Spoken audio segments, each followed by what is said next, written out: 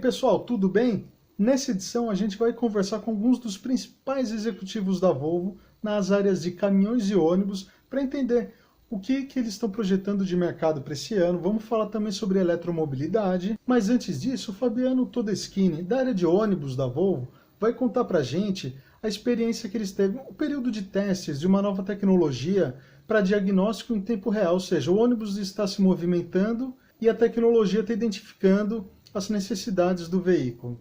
Então, o que será que é isso? Bom, Fabiano, na sua apresentação, a primeira coisa que me chamou a atenção, você falou de um teste com o Expresso Nordeste, né, de uma tecnologia de diagnóstico em tempo real, com ônibus em movimento. Então eu queria que você falasse dessa tecnologia, do desenvolvimento junto com esse cliente e quando que ele vai estar disponível no mercado. Toda a conectividade que tem no ônibus rodoviário Volvo, nós temos no urbano também, nos habilita agora a começar a fazer diagnósticos de forma remota. Ou seja, você não precisa parar com o ônibus e conectar algo para fazer uma leitura de diagnóstico, nós já conseguimos fazer alguns diagnósticos de forma remota, até com o veículo em movimento. E com isso, colocando todos esses diagnósticos, temperaturas, dados do veículo, num sistema de inteligência artificial, nós conseguimos prever ou antever situações de manutenção. E aí, com isso, a gente pode avisar o cliente para evitar que ele tenha o veículo parado na estrada ou que ele perca o tempo de parar e fazer diversos diagnósticos, a gente consegue antecipar. Então, nós desenvolvemos isso junto com o Expresso Nordeste, teve uma economia muito boa para eles são parceiro de inovação da Volvo. E quantos veículos foram testados? Nós vendemos para eles na última aquisição cerca de 20 veículos e nós começamos a fazer esse processo com esses 20 veículos. Eu te interrompi, você estava no meio de um raciocínio. E aí então a gente vai poder expandir isso de uma maneira progressiva para outros veículos e outros clientes que nós tenhamos aí com uma central de análise da Volvo que pode dar essas informações. E o cliente ele vai poder ter acesso a essa tecnologia a partir de quando? Já está disponível essa tecnologia. Já está disponível. Nós temos que transformar ela numa tecnologia comercial agora. Sim, comercial. Mas essa é uma tecnologia que já está disponível ao cliente Expresso Nordeste e nós estamos transformando ela para outros clientes já no ano de 2019. Wilson, durante muito tempo a indústria desenvolveu seus próprios produtos e era um produto de prateleira, o mercado ia lá e buscava. O mercado evoluiu, né, e os clientes passaram a fazer parte desse processo de desenvolvimento. Hoje a gente vê a sociedade demandando por veículos elétricos, que não é um cliente profissional, mas ele está fazendo parte já dessa demanda. Como que a Volvo enxerga isso? A questão dos veículos elétricos, elas vêm com as demandas e os desafios ambientais. E é um movimento muito dinâmico, você tem novos fornecedores, você tem a necessidade de forjar parcerias, tem desenvolvimentos diferentes em diferentes regiões do mundo. Nós temos uma China com um desafio ambiental enorme e uma capacidade de inovação e de investimento grande. Nós temos as grandes cidades da Europa, estados americanos e, é claro, o Brasil também acompanhando com grande interesse isso aqui. O Brasil, de fato, caminha na frente, porque na questão de biocombustíveis, já da década de 80, nós temos uma matriz energética razoavelmente limpa também na indústria automotiva. É claro que caminhões com a tecnologia diesel, que é a predominante hoje, tem uma cota de contribuição para o futuro. A Volvo faz parte desse desenvolvimento. Nós já lançamos na Europa produtos comerciais de 16 toneladas de PVT e de 27 toneladas de PVT, segmentos que nós atuamos, e mostramos a nossa capacidade de trabalhar nesse ambiente complexo, nesse novo ecossistema e desenvolver soluções viáveis ambientalmente, economicamente e socialmente. A gente vê que, por exemplo, o mercado europeu ele é o propulsor das tecnologias, mas a América Latina o mercado está muito acelerado. A gente vê muita coisa acontecendo no Chile, na Colômbia, a gente vê um mercado crescendo aqui no Brasil. Como que você vê essa questão da América Latina para o segmento de elétricos? A Volvo tem sido pioneira, nós lançamos o ônibus híbrido e temos uma operação com mais de 350 ônibus na Colômbia, híbrido, em Bogotá. Então, na questão de eletromobilidade, a Volvo sempre mantém uma certa dianteira. Existem certas tecnologias em que a América Latina vai ser aquilo que nós chamamos de fast forward. A inovação começa em outros centros, por questão econômica e de demandas locais, mas nós podemos rapidamente alcançar esses centros, como a Europa, você mencionou, aqui na América Latina, no momento adequado. Quando a questão econômica, aquilo que a sociedade aceita pagar, que o cliente aceita pagar, e a nossa desenvolvimento da cadeia local permitam que isso ocorra. Existem outras tecnologias em que a América Latina deve acompanhar par e passo outros mercados. Por exemplo, na automação, nós já lançamos aqui no Brasil o caminhão autônomo para o segmento de cana-de-açúcar, e nós temos a questão de mineração, não só no Brasil, Chile e Peru, onde nós temos operadores de nível mundial e que vão demandar soluções de alta tecnologia no mesmo momento de países mais desenvolvidos. Wilson, eu gostaria que você explicasse para a gente a destinação, o porquê desses 250 milhões a mais por ser investimento. E uma outra coisinha que é o seguinte, eletrificação. Alguns especialistas estão dizendo que o Brasil só vai ter que se preocupar com a eletrificação a partir de 2025. Se você concorda com isso, e quanto tempo antes você acha necessário se preparar ou preparar a sua rede para começar a trabalhar com veículo elétrico? Então, são essas duas questões que eu gostaria. Bom, sobre os 250 milhões, isso é um adicional. Nós já havíamos anunciado um novo ciclo de desenvolvimento com 2017, 18 e 19, R$1 bilhão, e agora em 2020, ou seja, já para o ano que vem, nós estamos antecipando que investiremos R$250 milhões. Isso é principalmente em desenvolvimento de produtos, principalmente na nossa operação de caminhões, mas também equipamentos de construção, ônibus, motores Penta terão uma cota desses 250 milhões. Sobre a questão da eletrificação, nós acreditamos que a América Latina vai acompanhar desenvolvimentos que ocorrem nos países mais desenvolvidos, especialmente Europa, Estados Unidos e China. Lá já existem demandas e nós lançamos na Europa veículos comerciais de 16 toneladas de PVT e 27 toneladas de PVT, já começam a ser entregues esse ano. Nós acreditamos que isso aqui no Brasil, você mencionou a data de 2025, é muito difícil cravar uma data, isso deve ter uma curva de adoção, é uma estimativa, é válida, pode ser. Nós não temos exatamente uma data, nós acreditamos que isso vai tomar impulso na medida que os volumes cresçam em torno do mundo. Em algum momento nós vamos ver demandas aqui no nosso mercado, e aí tem uma curva de adoção em S, ou seja, tem um aumento rápido em algum momento da próxima década, talvez começo da década seguinte. A Volvo está preparada com isso por ser um grupo mundial com essa capacidade de acompanhar essa evolução e de se conectar nesse novo ecossistema de negócios da eletromobilidade. Então nós temos acompanhado isso e nós já estamos começando esse trabalho com a nossa rede. Já começamos esse trabalho com a nossa rede, preparar para esse futuro. Nós temos mostrado para eles o que nós temos desenvolvido, as diferentes possibilidades, e não temos todas as respostas, porque tem muita coisa que está tomando forma. Eu estou com vocês aqui com o Alcides Cavalcante, que é o novo diretor de vendas da Trucks, né?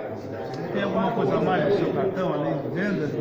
Diretor comercial. Diretor comercial. Vendas de caminhões novos, caminhões seminovos e a área de peças também. Tá certo. Alcides, na sua apresentação você passou muito rapidamente mostrando aquele mapinha de seminovos, né? Falando, a gente até, eu vou pedir para você fazer uma comparação entre a tua estrutura, que todas as casas que estão trabalhando com seminovos deixaram entender, contra um concorrente forte que está fazendo barulho, que tem 3 casas, que vai ter mais 3 aqui esse ano. Por que a sua estrutura é mais eficiente? E a segunda coisa que eu vou te perguntar é o seguinte, se é possível aproveitar a estrutura do seminovo para vender os outros serviços, ou se o cliente, quando vai buscar um seminovo, ele só quer o caminhão e vai embora. a questão da estratégia comercial. Obviamente que cada montadora tem a sua estratégia. A Volvo optou por utilizar os seus concessionários como base para os seminovos, né? Para o seminovos, exatamente porque você tem uma capilaridade muito maior, você chega mais próximo do cliente, o cliente tem a confiança que está trabalhando com a concessionária e você captura as oportunidades de negócio dentro da concessionária e não simplesmente numa loja que é separada. Essa é a nossa estratégia comercial. Quando muitas vezes o cliente vai buscar um seminovo, às vezes ele fecha um caminhão novo.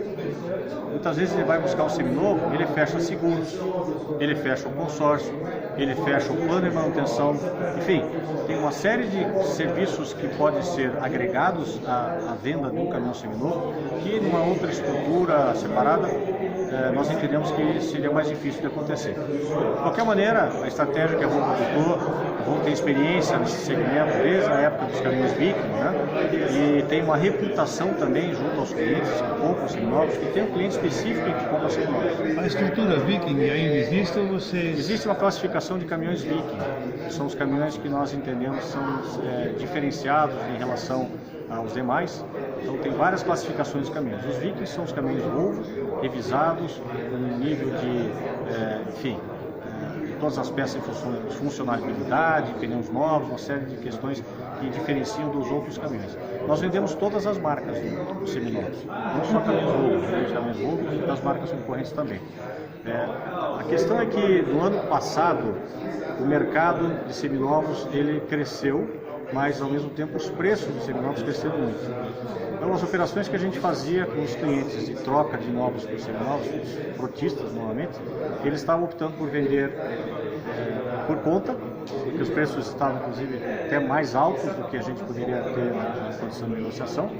E os nossos canais de captura, de captação de caminhões, eles foram de certa forma reduzidos. Esse era um dos canais, que é a troca por caminhões novos. O segundo canal, que é o Banco Volvo, que fazia a busca e apreensão de veículos, com a inadimplência caindo, né? O número de caminhões apreendidos reduziu também. E o terceiro canal, que era a gente comprar de garagistas para poder ter um portfólio também, um estoque para venda. E os garagistas também, o nível de preço aumentou muito e a procura aumentou. Então nós realmente trabalhamos com nível de estoques bastante baixos no ano passado e reduziu a nossa venda em relação a 2017, em torno de 10%. Você acredita no leasing operacional para o mercado brasileiro? Eu acredito no leasing operacional em algumas aplicações. Nós fizemos algumas operações específicas de leasing operacional para alguns clientes. É uma operação customizada, ela tem que ser muito bem trabalhada porque você envolve ali a operação, um caminhão específico, uma determinada rota definida, você envolve ali a questão do valor residual do veículo, você envolve plano de manutenção, você envolve o seguro, enfim, tem uma série de componentes para você fechar uma operação de leasing operacional que tem que fazer sentido tanto no aspecto econômico quanto contábil para o cliente. Então, são poucas as operações que a gente realizou, mas sempre buscando atender esses clientes nesses nichos específicos. A gente pode dizer que o VM saiu da crise? Ele andou com números meio baixos, né? Não, realmente o VM teve volumes menores nos anos anteriores, porque o segmento de semi-pesado cresceu pouco, né? E aí tinha uma super oferta no mercado, e aí a guerra de preços ela é muito grande.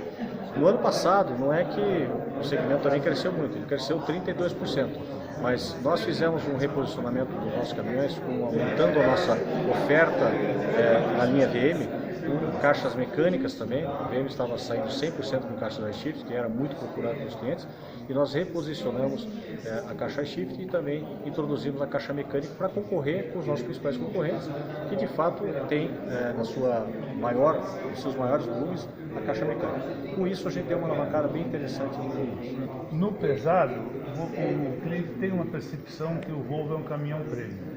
No semi-pesado, com a concorrência bastante variada, com muito mais marcas disputando o mesmo espaço, essa percepção não se repete. O que vocês podem fazer a esse respeito? Na verdade, o que a gente pode fazer a respeito é trabalhar com o cliente na concepção do value for money, que é o custo-benefício do caminhão. O VM hoje é um caminhão que tem altíssima qualidade, que tem baixo consumo de combustível, um caminhão leve, Enfim, ele tem muitas características e especificações técnicas que têm vantagens em relação a alguns dos nossos concorrentes. Então, se nós entrarmos em alguns segmentos específicos, a gente consegue ter sucesso, como aconteceu no ano passado. Nós viemos do market share na casa de 6, 7% no começo do ano e chegamos a 10% de market share no final do ano. Quer dizer, isso fruto dessa estratégia comercial que a gente adotou no passado. Competitivo, né? No mercado competitivo, acima de 16 toneladas. Tá. Essa questão da licitação de São Paulo, a gente viu que até fora daqui, né, que tá tem alguns percalços aí no meio do caminho, né? Vai e volta. Queria que você falasse, né? Qual que é a expectativa da Volvo para participar dessa licitação? É muito difícil a gente comentar a licitação em si, são os operadores que participam, então eu prefiro falar das expectativas. E a expectativa é que São Paulo tenha uma renovação de frota, São Paulo tem uma base de veículos Euro 3 muito grande. E com essa licitação eles devem dar um salto para o Euro 5. E no Euro 5 a gente tem um produto que é o B250R, extremamente competitivo, com consumo de combustível, emissão de poluentes e todo o pacote completo de custo total do veículo. Então nós temos muita expectativa como resultado dessa licitação e o que vem, né, a licitação de São Paulo é um pouco diferente das outras licitações que a gente está acostumado, que quando se ganha, se renova toda uma frota, se toca uma frota. Ela é feita de forma gradual. Então a gente tem expectativa de continuar essa gradualidade ano após ano com o resultado da licitação e participando cada vez mais com o nosso B250R. Tá. E falando em termos de mercado, né? O que a Volvo espera para o segmento de ônibus em 2019? Falando do seu próprio negócio. Tá. A gente acredita em um crescimento de 20% do negócio, a gente acredita em um crescimento de 20% do mercado, quem sabe até mais, mas a gente precisa ser um pouco aí realista nesse momento, esperando o que vai acontecer em toda a estrutura política que está acontecendo no país, que isso pode realmente abrir um crescimento ainda maior se as reformas acontecerem como se está colocando dentro de todo esse panorama. Independente de tudo isso, a gente acredita sim no crescimento do mercado, renovações muito fortes no rodoviário e no urbano a gente está vendo algumas renovações em algumas cidades específicas. Eu acredito que 2019 será um ano melhor do que 2018, com certeza. E como está esse mix entre rodoviários e urbanos? Dentro da Volvo nós temos um mix de 50% mais ou menos entre rodoviários e urbanos. Sabendo que os urbanos eles têm muitos picos, né? São licitações, são renovações, então tem anos que o urbano até assume um pedaço maior dentro dessa fatia. Mas nós buscamos sim crescer a nossa participação no rodoviário no ano de 2019 para essa proporção, quem sabe, até aumentar. O rodoviário é um foco muito importante para nós. Tá, quando você fala em 20% de crescimento, são quantos veículos? Nós estamos falando do mercado. Quando eu falo do mercado, 20% de crescimento. A gente tem uma expectativa nesse ano de chegar a vender veículos, somente veículos pesados, né? Não o semi-pesado, mas o veículo pesado, em torno de 700 veículos no Brasil. Um pouco do espelho retrovisor, soma alguns fatores que você enxerga à frente, então, e às vezes o nosso pensamento é um pouco linear, você imagina uma linha muito ambiciosa, nós falamos de crescimento de 30%, não é pouca coisa, tá? Se você for pensar, isso já seja um desafio. E na medida que as coisas vão transcorrendo, e a economia tem muito de psicologia, né, de emoção, você vai agregando uma série de fatores, desde a sua base, cada um de nós, consumidores e tudo mais, e as decisões das empresas, do ambiente, do otimismo, são coisas que são muito difíceis de pesar mesmo, desde sempre. As previsões econômicas sempre têm esse desafio. E eu acho que o que nós vimos foi o lado positivo disso durante o ano passado. Muito bom, crescemos muito mais, isso é boa notícia para o país. O que nós acreditamos, segunda parte da tua pergunta, então, realmente, foi um erro diante de uma situação em que esses fatores positivos se aceleraram, se agregaram, e realmente é muito difícil fazer uma leitura nesse nível do que aconteceu no mercado de caminhões. Assim como também quando nós começamos a crise, só para lembrar de um outro aspecto, né? 2014, 2015, ninguém previu uma queda tão grande em 2015. Foi o outro lado da moeda. E falando desse ano, nós acreditamos numa continuidade desse movimento. Nós vemos isso em diversos setores da economia, começando pelo agro, agora espalhando em outros setores, inclusive político industrial. A criação de empregos vai ter um desses efeitos que é difícil de mensurar, na medida que as pessoas voltem a consumir bens semiduráveis, bens duráveis, serviços. Serviços é uma área que é a última a cair e a última a retornar no movimento econômico mais positivo, e isso vai criando um movimento positivo. A nossa leitura é de crescimento de mais de 30% no mercado de caminhões na ordem inicial. Tá, só uma observação a mais em cima disso, que é o seguinte: você, que nível de credibilidade, que nível de confiança vocês estão tendo sobre a expectativa da área financeira do governo? Por quê? A gente sabe que aquela declaração do presidente de querer mudar a embaixada para Jerusalém já está gerando problemas direto para clientes seus ali. A turma da região de Sorocaba, que você tem um bom acesso por ali, conhece bem, tá certo? O pessoal que é exportador de frango já está sentindo os efeitos por causa de boicote do mundo árabe nas compras por causa dessa coisa. Vocês não temem esse tipo de intervenção indevida da política sobre o desenvolvimento da economia nesse momento que todo mundo está esperando um avanço para cima? Eu toquei ali a questão de soluções da política. Eu acho que nós temos enormes desafios, porque nós somos uma democracia, muita coisa vai passar pelo parlamento, é um mundo complexo, você deu um aspecto da forma como as coisas estão quebradas no mundo e tudo mais. Aí duas questões. Eu acho que na prática o governo vai ser forçado a amadurecer, a avaliar prós e contras de diversas situações. Sem entrar nessa questão específica, já tem outras aí que circulam no noticiário, mas que acabam exigindo elevar os olhos, olhar o ambiente para todas as consequências das coisas que a gente faz e conduzir as coisas de uma forma construtiva. Esse é um aspecto. Então, vai haver uma curva de aprendizado, de amadurecimento, é isso que eu espero. A segunda questão é que a agenda econômica em si, descontado essas questões mais periféricas, eu acho que ela está correta do ponto de vista da necessidade de conduzir reformas que coloquem em ordem a questão fiscal e de melhorar o ambiente de negócio. Isso não é pouca coisa. Se for feito e se for conduzido, pode abrir uma série de perspectivas do próprio dinamismo interno da economia brasileira. Então, essa agenda está correta. O desafio de conduzi-la numa democracia e discussões do Congresso também é uma outra coisa que precisa ser testada.